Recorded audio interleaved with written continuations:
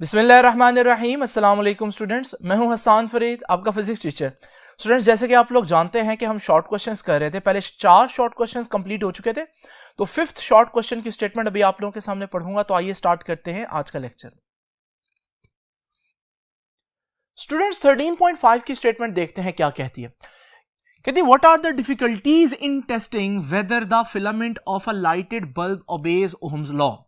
Ohms law को आप लोग बहुत देर से जानते हैं, 9th-10th में भी आप लोगों ने ओम्स लॉ को पढ़ा। ओम्स लॉ की इक्वेशन में एक दफा लिख देता हूं, फिर आपको समझाता हूं। तो ओम्स लॉ का फॉर्मूला है, इक्वेशन है V is equal to I R, where V is the voltage potential difference, I is the current and R is the resistance of that material. Now students, याद रखिएगा Ohm's law कब applicable है कि this equation holds, ये equation कब true होगी, यानी ohms law कब ट्रू होगा। दूसरे अल्फाज में ये इक्वेशन क्या है जी, बेसिकली ये ओम्स लॉ है। ये इक्वेशन कब ट्रू होगी जी, दिस इक्वेशन होल्ड्स व्हेन ये जो रेजिस्टेंस है ये कांस्टेंट रहे। तो this equation holds when resistance remains constant. लेकिन अब सोचने की बात है कि रेजिस्टेंस किन चीजों पर डिपेंड करती है। याद रखिएगा कि but resistance depends on temperature. बहुत इंपॉर्टेंट बात है, रेजिस्टेंस टेम्परेचर पर डिपेंड करती है। तो अगर आपने टेम्परेचर चेंज किया तो रेजिस्टेंस चेंज होगी, और अगर रेजिस्टेंस चेंज हो गई तो फिर ओम्स लॉ एप्लीकेबल नहीं होगा। तो याद रखिएगा, अब हमारे पास वो पूछ क्या रहा है, वो पूछ रहा है ओम्स लॉ को अप्लाई करते हुए बल्ब में, लाइटेड बल्ब में अप्लाई करते हुए क्या डिफिकल्टी आती है। अब बल्ब का केस क्या है, बल्ब का केस थोड़ा सा डिफरेंट है। बल्ब जो है जब वो स्टार्ट में ऑन होता है तो वो ठंडा होता है, लेकिन जैसे जैसे वक्त गुजरता है उसका टेम्परेचर जो है वो बढ़ता रहता है। इसका मतलब क्या हुआ स्टूडेंट्स, कि हमारे पास बल्ब एक ऐसी चीज है जिसका टेम्परेचर चेंज हो जाता है, वक्त के साथ साथ टेम्परेचर बढ़ जाता है। जब उसका टेम्परेचर बढ़ जाएगा तो रेजिस्टेंस बढ़ जाएगी, और जब रेजिस्टेंस बढ़ जाएगी तो फिर ओम्स लॉ की इक्वेशन सही आंसर नहीं देगी। तो इसका मतलब लाइटेड बल्ब के केस में क्या होता है,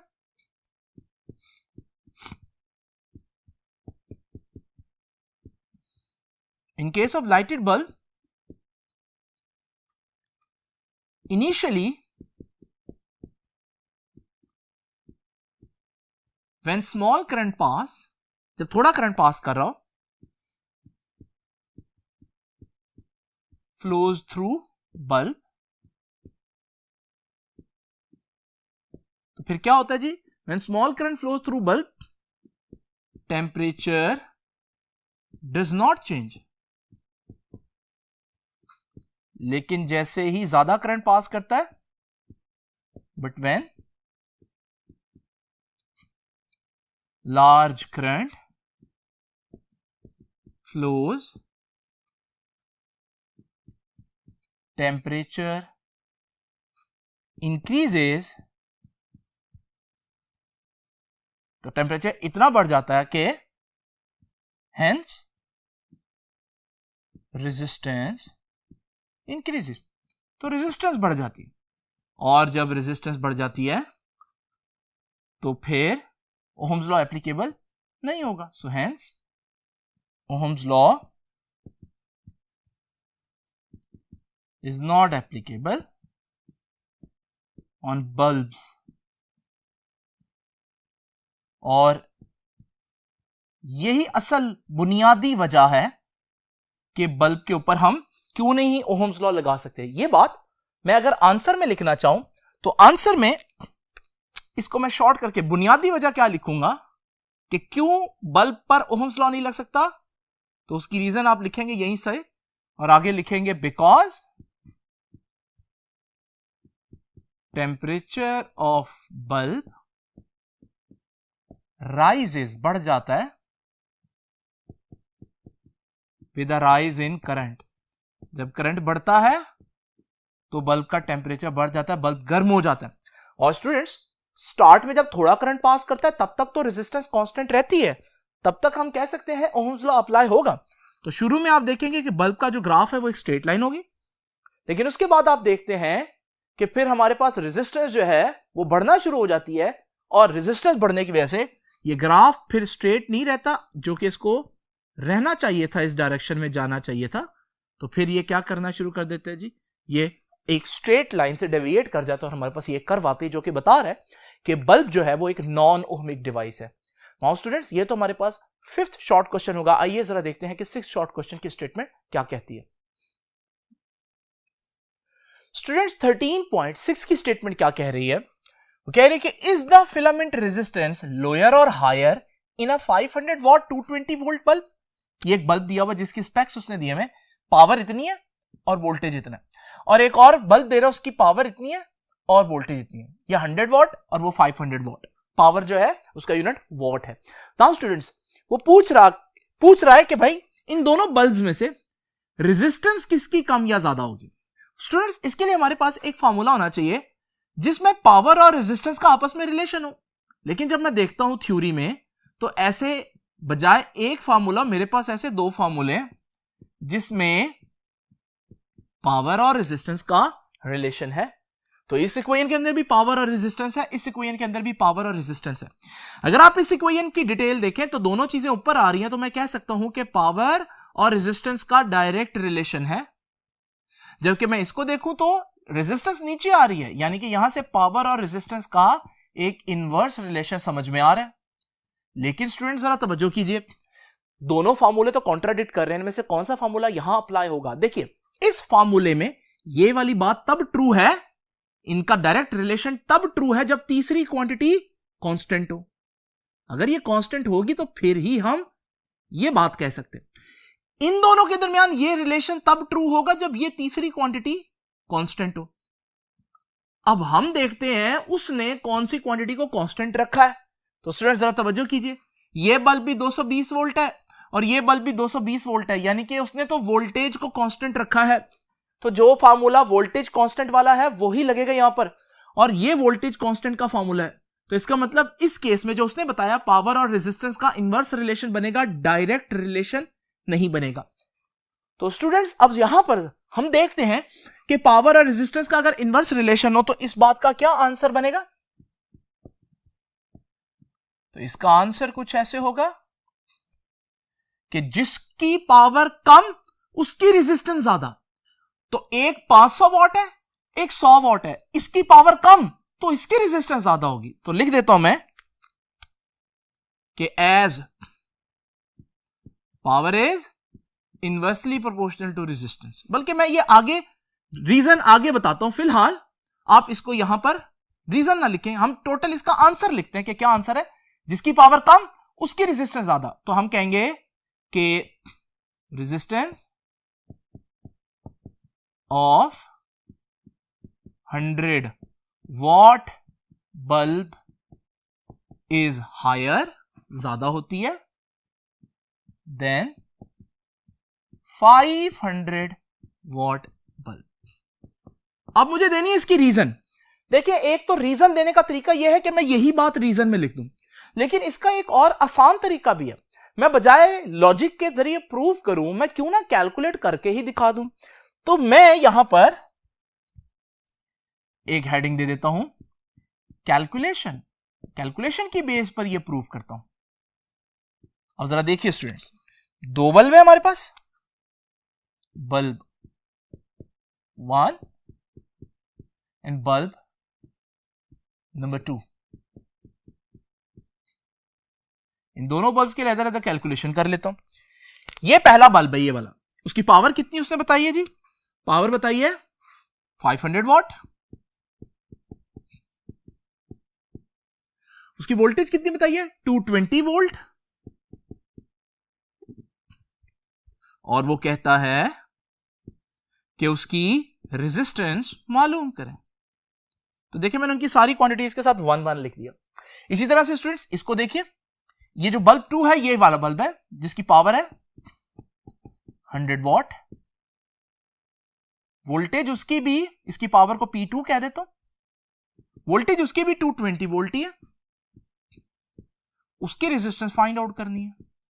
नाउ स्टूडेंट्स फॉर्मूला तो आपको पता चल चुका है, P is equal to V square over R, लेकिन मैं इसको R को इधर ले जाता हूं, P को इधर ले आता हूं, तो ये फॉर्मूला बनेगा R is equal to V square over P, लेकिन क्योंकि पहला बल्ब है तो 1 1 और 1 आ जाएगा। नाउ स्टूडेंट्स V1 कितना है 220, P1 कितना जी 500 वोल्ट। तो स्टूडेंट्स इसका कुल मिलाकर आंसर आ जाएगा 96.8 ओहम। ओहम होता है रेजिस्टेंस का यूनिट। तो ये हमारे पास पहले बल्ब की रेजिस्टेंस आ गई। अब जरा देखते हैं स्टूडेंट्स दूसरे बल्ब की रेजिस्टेंस इसी फॉर्मूला से। तो फॉर्मूला वही है, P is equal to V square over R, R इधर ले जाऊंगा, P इधर ले आऊंगा, तो R is equal to V square over P। Now students क्योंकि दूसरा बल्ब है तो दूसरे बल्ब के लिए उसके सिंबल्स के साथ मैं 2 लिखूंगा। अब V2 हमारे पास 220 है और P2 हमारे पास पावर है उस बल्ब की 100। इसको अगर आप डिवाइड करेंगे ये आंसर आ जाएगा ऑलमोस्ट 484 ओहम्स। और यहां से आपको क्लियरली पता चल रहा है कि इसकी रेजिस्टेंस ज्यादा है उस बल्ब की जिसकी पावर कम थी, और जिस बल्ब की पावर ज्यादा थी 500 वॉट वाला बल्ब उसकी रेजिस्टेंस कम आई है। यही बात मैंने यहां पर लिखी है कि resistance of 100 watt bulb is higher, वो ज्यादा होगी। स्टूडेंट्स देखते हैं कि नेक्स्ट शॉर्ट क्वेश्चन जो है वो क्या कहता है। नाउ स्टूडेंट्स आइए जरा देखते हैं इसकी स्टेटमेंट को। कहते हैं डिस्क्राइब अ सर्किट, एक ऐसा सर्किट डिस्क्राइब करें which will give a continuously varying potential. वो पोटेंशियल ऐसा पोटेंशियल प्रोवाइड करे जो मुसलसल चेंज हो सके, जिसको आप अपनी मर्जी से एडजस्ट कर सकें। नाउ स्टूडेंट्स ऐसा सर्किट कहलाता है पोटेंशियोमीटर। यह है उसकी डायग्राम जिसको मैं अभी आप लोगों के सामने एनिमेशन में एक्सप्लेन करूंगा। ये डायग्राम और जो इसमें आप लोगों ने लिखना है, ये जब मैंने आपको पोटेंशियोमीटर पढ़ाया था तो वहां पर उस पेज पर डायग्राम भी और वो वर्ड्स भी एक्सप्लेन किए थे, तो आप इसका आंसर वहीं से लिखेंगे स्टूडेंट्स। लेकिन मैं अब आप लोगों को ज्यादा टाइम कॉन्सेप्ट डिलीवर करने में लगाऊंगा क्योंकि ये थोड़ा सा टफ चीज है जिसको आप लोगों को अंडरस्टैंड करना है। स्टूडेंट्स आप लोग क्या चाहते हैं, आप लोग चाहते हैं पोटेंशियल को वेरी करना, लेकिन थोड़ी देर के लिए इसको छोड़ दें, हम इससे आसान एग्जांपल डेली लाइफ से लेते हैं। आप लोग जानते हैं कि सम टाइम फॉर एग्जांपल आपने ये चीज खरीदनी है जिसकी प्राइस है 20 रुपीज, जबकि आपके पास है 100 रुपीज। अब आप क्या करेंगे, 100 रुपीज का चेंज लेंगे और किसी शख्स से 20 के 5 नोट्स ले लेंगे।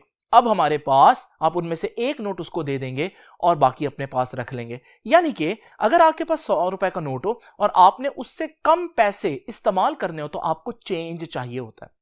बिल्कुल इसी तरह से एक एग्जांपल मैं आपको दूंगा। स्टूडेंट जरा तवज्जो कीजिए, आप लोग जानते हैं पोटेंशियल का सोर्स कौन है, बैटरी या सेल। इमेजिन करते हैं एक बैटरी है मेरे पास और आप देख रहे हैं बैटरी जो है वो 10 वोल्ट्स की है, मेरे पास एक एलईडी हो। अगर मैं इस एलईडी को चलाना चाहता हूं तो मुझे मालूम है एलईडी को चलाने के लिए 2 वोल्ट्स चाहिए होते हैं। अब मैं चाहता हूं इसको 2 वोल्ट्स दूं, लेकिन मेरे पास एक ही बैटरी घर में पड़ी और वो है 10 वोल्ट की। अब मैं यहां पर क्या चाहता हूं, मैं वही बात चाहता हूं जो मैंने भी आपको एग्जांपल दी कि अगर मेरे पास 100 रुपए है और मैं 20 रुपए की चीज लेना चाहता हूं तो पहले मैं क्या करूंगा, पहले मैं उसका चेंज लूंगा, क्योंकि अगर चेंज नहीं होगा तो मैं वो चीज नहीं बाय कर सकता। बिल्कुल स्टूडेंट्स जरा तवज्जो कीजिए, अगर मैं यहां पर इस बैटरी को देखूं तो बैटरी के पास तो 10 वोल्ट्स है। अगर मैं एलईडी को देखूं उसको 2 वोल्ट्स चाहिए, और अगर मैं इसको अटैच कर दूं तो फिर क्या होगा, 10 वोल्ट की बैटरी इसको इतना ज्यादा करंट देगी कि एलईडी जल जाएगी। इसका मतलब मैं चाहता हूं कि यार इस बैटरी के पास 10 वोल्ट्स तो हैं, लेकिन मुझे इसमें से सिर्फ 2 वोल्ट्स चाहिए। तो अब मैं क्या करूंगा उसके लिए स्टूडेंट्स, मैं एक रेजिस्टर लूंगा और उस रेजिस्टर को इन दोनों वायर्स के साथ कनेक्ट कर दूंगा। अब रेजिस्टर को भी एक तरफ से 0 वोल्ट मिला, दूसरी तरफ से 10 वोल्ट मिला। रेजिस्टर क्या करेगा स्टूडेंट्स, जरा तवज्जो कीजिए, रेजिस्टर इस 10 वोल्ट को पूरी रेजिस्टेंस में डिवाइड कर देगा और अब ये आपके पास हर पॉइंट पर डिफरेंट पोटेंशियल आपको मिल गया। ये चेंज मिल गया स्टूडेंट्स। यूं समझे जैसे बैटरी के पास 10 रुपए थे और रेजिस्टर जो है वो आपको 1 रुपया जो है वो चेंज दे रहा है। बिल्कुल इसी तरह से यहां पर 10 वोल्ट्स को उसने 1 वोल्ट्स में डिवाइड कर दिया। नाउ स्टूडेंट्स अब आप क्या करेंगे, एलईडी को कितने वोल्ट्स चाहिए थे, सिर्फ 2 वोल्ट्स। अगर आप एक वोल्ट मीटर लें और उस वोल्ट मीटर को इस पॉइंट से अटैच करें जहां 10 वोल्ट्स है और वहां से एक पॉइंट पर अटैच करें जहां 8 वोल्ट्स है, तो आप देखेंगे आपका वोल्ट मीटर बताएगा कि इन दोनों पॉइंट्स के दरमियान जो पोटेंशियल डिफरेंस है वो 2 वोल्ट है और एलईडी को कितना चाहिए था 2 वोल्ट। यानी कि अगर मैं यहां से वोल्ट मीटर हटाकर एलईडी लगा दूं तो एलईडी बिल्कुल फाइन काम करेगी, ये जलेगी नहीं। यानी कि 10 वोल्ट की बैटरी है लेकिन मैंने उससे सिर्फ अपनी मर्जी का 2 वोल्ट ले लिया। इसी तरह स्टूडेंट्स अगर मैं वही वोल्ट मीटर वापस अटैच कर दूं और उस वोल्ट मीटर का ये जो टर्मिनल है या 7 पर रखूं तो आप देख रहे हैं आप डिफरेंस 3 हो गया। यानी इन दोनों पॉइंट्स के दरमियान अगर मैं कोई लोड कनेक्ट करूंगा तो उसको 3 वोल्ट मिलेंगे। अगर मैं इसको और मूव करूं तो मुझे यहां पर 4 वोल्ट मिलेंगे और इसको अगर मैं मुसलसल मूव करता रहूं तो पोटेंशियल डिफरेंस बढ़ता रहेगा। इसका मतलब ये एक ऐसा सर्किट है जो फिक्स पोटेंशियल नहीं देता बल्कि जितना मैं चाहता हूं उतना पोटेंशियल मुझे दे सकता है। हाँ, मगर मैक्सिमम बैटरी जितना देगा ये नहीं हो सकता कि 10 वोल्ट की बैटरी से मैं 12 वोल्ट का पोटेंशियल ले लूं, लेकिन 10 वोल्ट की बैटरी से मैं 0 से लेकर 10 वोल्ट तक जितने चाहे वोल्ट्स ले सकता हूं, बस मुझे उस खास पॉइंट पर वोल्ट मीटर को रखना पड़ेगा। ये है स्टूडेंट्स हमारे पास पोटेंशियोमीटर का कॉन्सेप्ट। तो स्टूडेंट्स यही वो डायग्राम है कि ये बैटरी लगी हुई है, ये रेजिस्टर लगा हुआ है और ये वोल्ट मीटर लगा हुआ है, ये वो स्लाइडिंग टर्मिनल है। जब मैं इसको आगे पीछे मूव करूंगा तो वोल्ट मीटर जो है वो हमारे पास डिफरेंट रीडिंग देगा। ये जो वोल्ट मीटर है ये नीडल वाला यानी कि एनालॉग वोल्ट मीटर है, लेकिन मैंने आप लोगों को जो दिखाया वो डिजिटल वोल्ट मीटर, उसमें नंबर्स आ रहे हैं ताकि वो आसानी से रीड हो सकता है, पढ़ा जा सकता है यहां पर। स्टूडेंट्स तो आप लोगों ने देखा कि हमारे पास बैटरी अकेली हो तो वो फिक्स्ड पोटेंशियल रखती है, 10 वोल्ट है तो 10 वोल्ट ही देगी, उससे कम नहीं देगी। लेकिन अगर आप उसके साथ एक रेजिस्टर लगाएं तो वो 10 वोल्ट का जो चेंज है वो आपको दे देगा और आप उससे जितना मर्जी ले सकते हैं। तो स्टूडेंट्स ये था हमारे पास 7th शॉर्ट क्वेश्चन। आइए जरा देखते हैं कि 8th शॉर्ट क्वेश्चन की स्टेटमेंट क्या कहती है। आइए स्टूडेंट 13.8 की स्टेटमेंट देखते हैं। 13.8 की स्टेटमेंट कहती है explain why the terminal potential difference of a battery decreases when the current drawn from it is increase. देखिए सबसे पहले तो मैं आप लोगों को एक बात बताता चलूं कि हमारे पास टर्मिनल पोटेंशियल डिफरेंस का मतलब क्या है। टर्मिनल का मतलब होता है किनारे।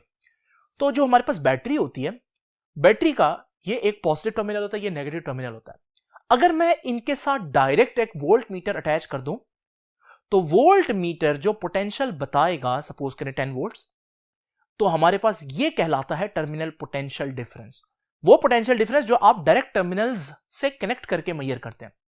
अब जरा इमेजिन करें स्टूडेंट्स, अगर मेरे पास 10 वोल्ट की एक बैटरी है तो जब मैं इस 10 वोल्ट की बैटरी के साथ वोल्ट मीटर डायरेक्ट टर्मिनल से अटैच करूंगा तो डेफिनेटली वोल्ट मीटर भी 10 वोल्ट ही देगा। ये बात आप लोगों को लॉजिकल भी लगती है और अगर आप ऐसा करके देखेंगे तो आपको पता चलेगा ये ट्रू भी है। लेकिन स्टूडेंट सिचुएशन थोड़ी सी डिफरेंट भी हो सकती है अगर लोड लगा हो। जरा इमेजिन करें वही 10 वोल्ट की बैटरी है और उस 10 वोल्ट की बैटरी के साथ मैं एक बल्ब अटैच कर देता हूं। अब डेफिनेटली बल्ब में से जब करंट पास करेगा तो बल्ब ग्लो करेगा। आप देखेंगे कि अब जब आप वोल्ट मीटर कनेक्ट करेंगे उन्हीं टर्मिनल्स के साथ तो हालांकि 10 वोल्ट की बैटरी थी लेकिन वोल्ट मीटर आपको 9 वोल्ट की रीडिंग देगा, यानी रीडिंग कम आ रही है। इसका मतलब 10 वोल्ट की बैटरी के टर्मिनल्स पर जो बल्ब के लिए वोल्ट्स बचे हैं वो सिर्फ 9 वोल्ट्स हैं। ये 1 वोल्ट कहां गया स्टूडेंट्स? अब ये पता लगाने के लिए जब मैं बैटरी को हाथ लगाता हूं तो मुझे पता चलता है बैटरी तो काफी गर्म है। इसका मतलब बैटरी के अंदर एनर्जी डिसिपेट हो रही है, बैटरी के अंदर एनर्जी खर्च हो रही है। वो 1 वोल्ट बैटरी खुद ही खा गई है। यानी कि जरा इमेजिन करें हमारे पास बैटरी क्या है, बैटरी वोल्ट देने वाली चीज है, लेकिन जब करंट बहता है तो वो वोल्ट देने से पहले अपने ही वोल्ट में से कुछ खुद भी खा जाती है। तो ये अजीब सी बात है कि हमारे पास battery is acting like a load. आप कह सकते हैं लोड क्या होता है? जिसको पोटेंशियल चाहिए होता है, बैटरी को खुद भी थोड़ा सा पोटेंशियल चाहिए उसमें से जो वो प्रोड्यूस कर रहा है। अच्छा, जब आप देखते हैं इस बल्ब की जगह अगर आप एक और बल्ब लगा दें जो ज्यादा करंट जिसको रिक्वायर हो, जब उसमें से ज्यादा करंट पास करेगा, अब मैं फिर से वोल्ट मीटर दोबारा टर्मिनल से अटैच करता हूं। अब मैंने देखा वोल्ट मीटर पर 8 वोल्ट्स आए, यानी कि बल्ब के लिए अब 8 वोल्ट्स बच रहे हैं। हालांकि बैटरी तो 10 वोल्ट दे सकती थी, 2 वोल्ट कहां गए? जब मैं हाथ लगाता हूं बैटरी को तो पता चलता है कि अब बैटरी और गर्म हो चुकी है। इसका मतलब बैटरी के अंदर से चार्जेस को मूव करने के लिए अब 2 वोल्ट्स वहीं पर ही चाहिए, तो 2 वोल्ट्स बैटरी खुद ही खा रही है। इसका मतलब जितना करंट बढ़ता जाएगा उतना टर्मिनल्स पर पोटेंशियल जो बच रहा है वो कम होता जाएगा। तो यही बात वो कह रहा है कि जब करंट इंक्रीज होता है तो terminal potential difference of a battery decrease क्यों होती है? तो उसकी वजह क्या है? डिसिपेशन है एनर्जी की एज ए हीट, वो बढ़ती जा रही है। तो स्टूडेंट्स जरा तवज्जो कीजिए, इस बात को हम यूं लिखेंगे कि व्हेन करंट इंक्रीजेस,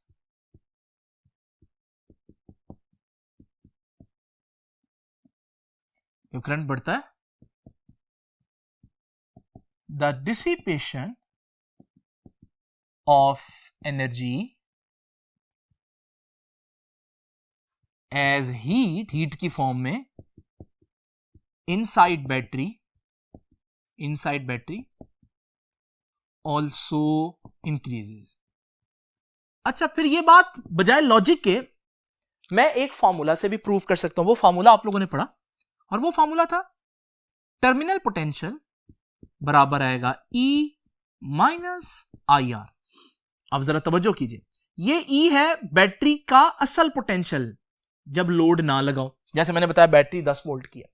ये है बैटरी जब करंट बह रहा हो तो कितना पोटेंशियल मिलेगा। और ये देखें, ये करंट वाला फैक्टर है, जब मैं ये माइनस हो रहा है, ये लॉस है, ये पावर, ये वो वोल्टेज है जो बैटरी के अंदर डिसिपेट हो रहा है। और आप देखेंगे ये करंट है, जब मैं करंट बढ़ाऊंगा तो लॉस ज्यादा होगा, ज्यादा चीज माइनस होगी तो टर्मिनल पोटेंशियल डिफरेंस कम होता जाएगा। और यही मैंने भी आप लोगों को दिखाया, जब मैंने ऐसा बल्ब लगाया जिसमें करंट ज्यादा है तो टर्मिनल्स पर और पोटेंशियल कम हो गया, क्योंकि बैटरी के अंदर ज्यादा पोटेंशियल लॉस होना शुरू हो गया। तो स्टूडेंट्स ये बात मैं यहां पर लिख देता हूं कि फ्रॉम अबव रिलेशन, इस रिलेशन से हम देख सकते हैं कि जब करंट बढ़ेगा तो टर्मिनल का पोटेंशियल कम होगा, क्योंकि वो माइनस हो रही है चीज। तो from above relation, when current increases, जब करंट बढ़ता है, potential, terminal potential decreases, terminal potential कम होता रहता है। तो स्टूडेंट्स ये था हमारे पास 8th शॉर्ट क्वेश्चन।